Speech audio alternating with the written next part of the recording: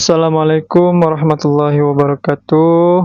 Perkenalkan, nama saya Muhammad Iksan, NIM 240201070509, kelas MJ203, Prodi Manajemen PJJ S1.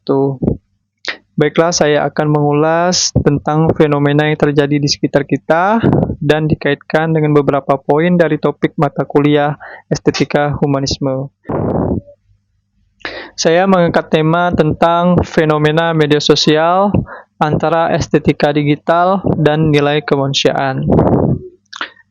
Di era digital saat ini, media sosial menjadi fenomena yang tidak terelakkan dalam kehidupan masyarakat. Setiap hari, jutaan orang membagikan kehidupan mereka melalui unggahan foto, video, maupun tulisan. Ada estetika yang dibangun secara digital, entah itu lewat filter, komposisi visual, gaya bahasa, hingga narasi personal. Namun di balik keindahan visual tersebut, muncul pertanyaan besar. Apakah media sosial merefleksikan nilai-nilai kemanusiaan yang sejati? Fenomena ini sangat berkaitan dengan self-concept atau konsep diri. Banyak individu, terutama generasi muda, membangun citra diri berdasarkan likes dan followers.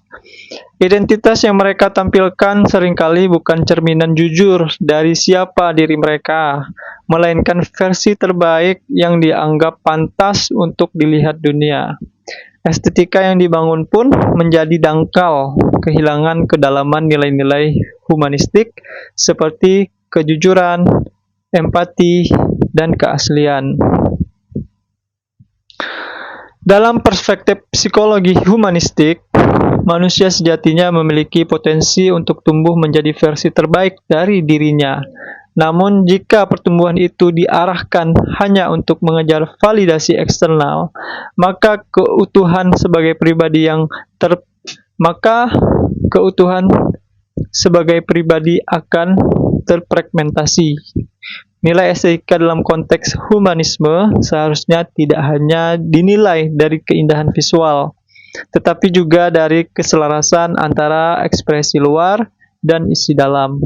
Orang yang mampu tampil apa adanya, penuh kesadaran, dan empati terhadap orang lain, itulah bentuk estetika yang memiliki makna. Di sisi lain, fenomena ini juga mengundang kita untuk mengembangkan emotional intelligence atau kecerdasan emosional dan mindfulness and focus. Dalam arus informasi yang begitu deras dan penuh distraksi, seseorang perlu sadar akan emosi yang dialami ketika melihat unggahan orang lain. Apakah itu dirasa iri, atau bahkan minder, atau bahkan depresi. Praktik mindfulness dapat membantu seseorang kembali kepada dirinya sendiri, mengelola perasaan dengan tenang, dan fokus pada nilai-nilai kehidupan yang lebih bermakna. Kita juga dapat mengaitkan fenomena ini dengan hot and loud, berpikir kritis, ilmiah, dan sistematis. Tidak semua yang tampak indah di media sosial layak kita telan mentah-mentah. Kita perlu berpikir kritis terhadap informasi dan narasi yang dibagikan, apakah itu manipulatif, menyebarkan hoax, atau hanya mengejar sensasi. Kemampuan berpikir sistematis memungkinkan kita memilih mana konten yang mendidik dan membangun, dan mana yang merusak nilai kemanusiaan.